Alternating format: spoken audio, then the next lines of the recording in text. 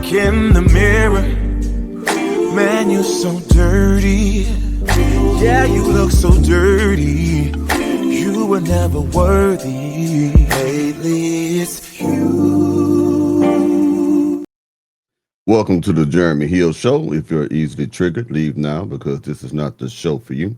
Now, ladies and gentlemen, what I will be discussing with you in today's reaction video, I want to talk about therapy, thug addiction, and women who love to have a choo-choo ran on them. Yeah, we're going to talk about that. I want to tell you when getting therapy is a necessity and when it isn't. Because I'm going to tell you right now, therapy is not the answer to everything. We say that a lot, but I want you to understand that that's in certain situations, man. So let me go ahead and get into this real quick. Let me put this woman up here with the thug addiction, and then I'm going to show you women who want a choo-choo ran on them. They will be the second clip. The first clip going to be about this thug addiction. Shit, stuff crazy, man. All right. Let me put on the screen. Give me a second, y'all. Like I always tell y'all, let's get it. Now call me crazy if you want, but I'm a recovering thug addict, okay? And it is very hard to stop doing something cold turkey that you've become addicted to, right? So I no longer date thugs. I'm dating squares now. So when you're talking to me, do me a favor and put a little bass in your voice. Like, be mean. Not mean for real, but mean just to please me in the moment. You get what I'm saying? Like, I need you to sound really assertive, like you mean it. Like role play a little bit. Now don't go upside my head, but say things like, let's say you tell me to do something and I don't do it as fast. Be like, what I say? Tell me to tell me to go sit down somewhere. Like when you say something to me, pretend like, you feel me? Because I be having withdrawals and I be like, he's too nice. And another thing, like I know that you like to dress nice and wear these dry fit shirts. Can you put on a black hoodie? Can you say? Now let me get into this morons. All right, check it out, man. There are some women, man, that are lost.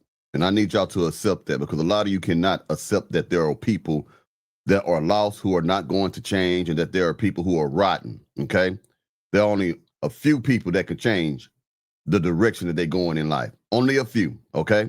Now, this woman, or should I say some women, may want to change for you, gentlemen. You might come across a woman who may genuinely want to change for you, but they can't change because it's so ingrained in them.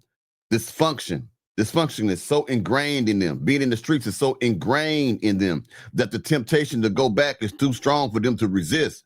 And if they do get a good man, they want to pervert that man, corrupt that man into something that they are familiar with that are in the streets. Okay? She doesn't want a good man. A lot of women do not want good men. A lot of women want bitch ass dudes. They want dudes that's going to allow them to run over them, that's going to manipulate them, tell them what to do, all right?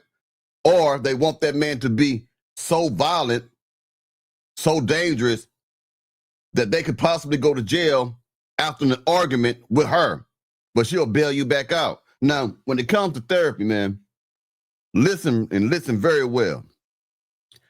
Therapy isn't good all the time. Therapy should not be sought after while you're in the relationship presently. Sorry. Therapy should not be sought after while you are currently in that relationship. When people tell you stuff like, while you're going through things, go get therapy, go get a therapist, don't you do it. Because the person who hurt you in the relationship, whoever was wrong, if the woman did something to you, she's going to be the main one who's going to suggest therapy. You know why? Because therapy works in their favor. As soon as you are having problems trying to get over what has happened to you because you have not left that relationship yet, you want to make it work, but part of you don't, she's going to say, get therapy. Because the therapist is going to try to give you as a man certain tools to overcome the horrible things that she has done to you. Remember, what she wants is for y'all to stay together, probably for the benefits, the resource, or whatever it may be. And the therapist helps her achieve that goal. The only time you're supposed to be getting therapy, ladies or gentlemen, is after that relationship. When you are completely cut off from that person, there may be still some residual pain and things like that of that nature going on with you, then you get therapy. Make sure that person is out your life while you are getting therapy, because if you're getting therapy and you're still holding on to that person, you won't fully recover. Now, if you got kids with that person, I sure hate it for you, because you still got to be around for them kids, so you still gonna have a hard time overcoming. I'm not saying that it's impossible, but it will be difficult, because you're gonna see that knucklehead all the time. Okay? Now, if you're one of these people who want to do it for the children, let's go to therapy for the kids, and we got to make it right. That's your prerogative. If that's what you want to do it. I am talking to the people who may not even have kids. If that woman or that man did that to you or did something to you that broke your heart, and he or she is talking about therapy, don't do it while you're in that relationship. Go ahead and do a clean break. The therapy should be for the one who trespassed. And what I mean by this, the therapy, the one who did you wrong in that relationship, that's the one who needs therapy. That's the one that needs to understand why they're doing what they're doing, why they're doing the things that are causing you issues and causing you pain. It's not you. It's the person who's doing all that wrong. That's who needs therapy. Okay? So I'm sick of people saying therapy, but they never tell you when you need to get it or how to get it. All they're doing is regurgitating the late, great Kevin Samuel shit about therapy. Street dudes like me, or people who got some damn common sense, will let you know that there's a time and place for that. Don't get it while you're in that relationship. You get it after the relationship. So that way you could be better for the next relationship, and you learn from that relationship that broke your heart or hurt you or whatever. You get me? Let's keep going. So this woman right here, she needs therapy. She needed therapy before she got into a relationship with another man, so it could address the deeper issue she got for liking toxic, destructive men. She wants good men to look like the bad men. She has issues. And I'm going to tell you something. If that person who's doing you wrong doesn't ever suggest therapy while they're in a relationship with you because they haven't been discovered or they haven't been caught doing bad things yet, then they're not sincere. They're using therapy as a manipulative tool to get what they want from you. You get me? Well, let's go ahead and do this thing. My bad. Let's keep going. Bag your pants a little bit. I know you like to smell good, but can you spray the smell of a black and mild every now and then? I just need a whiff. At least put on some gray sweats and a white tee. Some Air Maxes. Tell me you gotta bust a few moves or make a few plays. Something. These are just things that I need as a recovering thug addict. And if that is just way too much to ask, I may ask you for a hall pass to go hit a few corners with my homie, because that is the only way I'm going to scratch that itch. And there are men who will oblige that. There are men who will allow their women to go hang out with their thug friend or their homeboy or their ex because he don't want to be an asshole or sound insecure. There are actually men who will allow their women to still have their ex-boyfriend's number in their phones. There are men who are still out there that are allowing women to have contacts with their previous lovers, still talking to them, or still have their information, their personal detail, the contact information, all those things, because they're weak.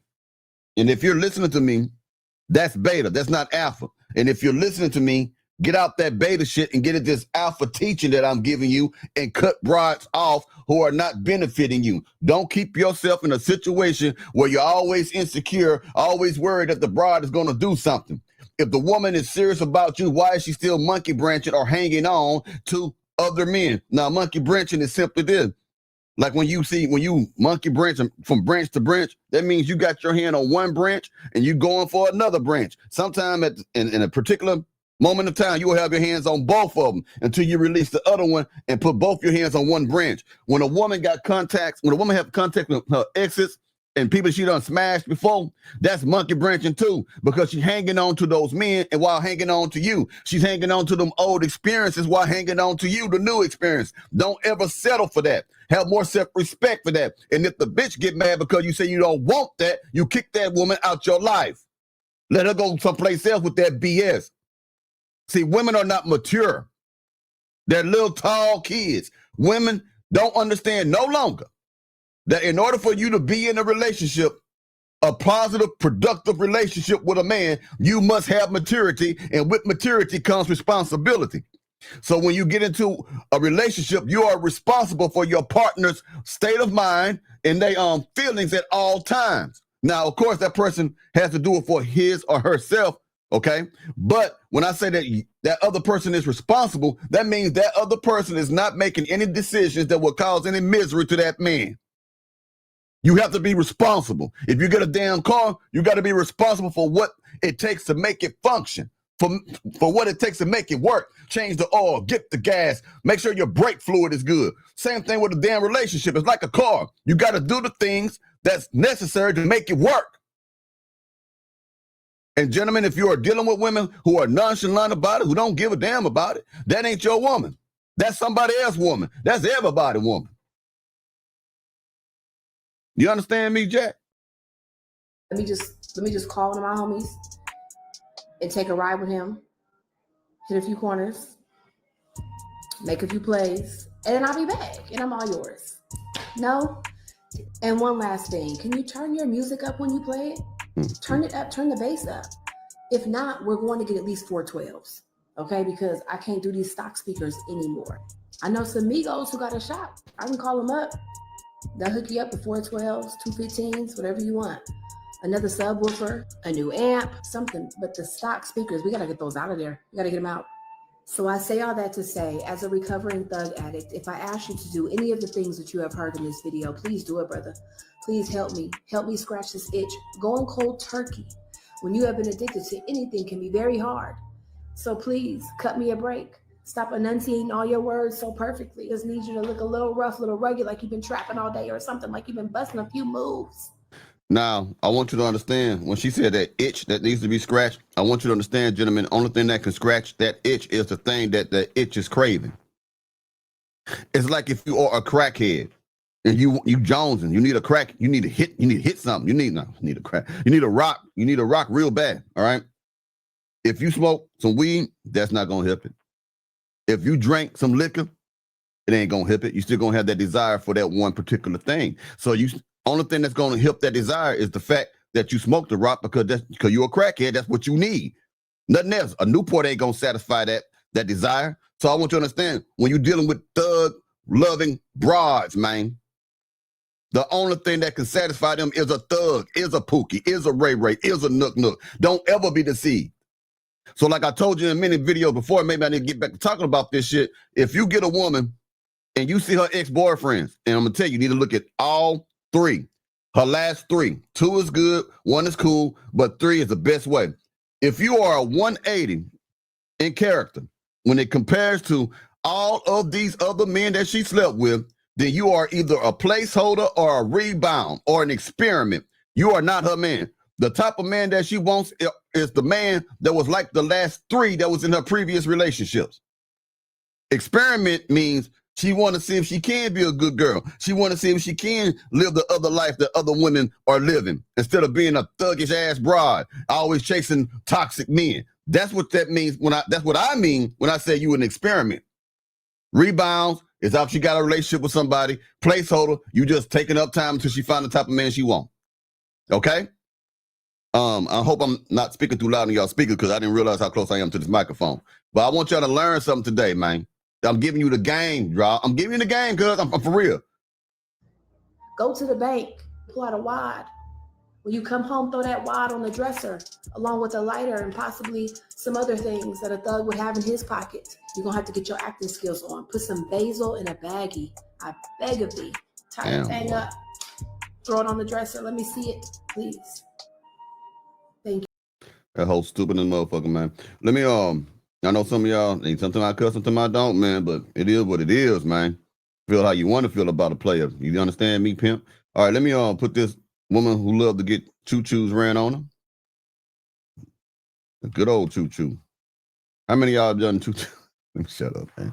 Yeah, man. Let me get this. Let me see if I find it's the right one. I think this is the right one, y'all. Give me a moment. Hope this battery ain't going out of my mouse and stuff. You dig? It seems like it may be. Hold on, make sure it's on the screen. Wonder why it's light for. Anyway, man, we're going to go ahead and get into this thing. And I want you to hear what this broad here to say. Let's get it. I want to get a train ran on me.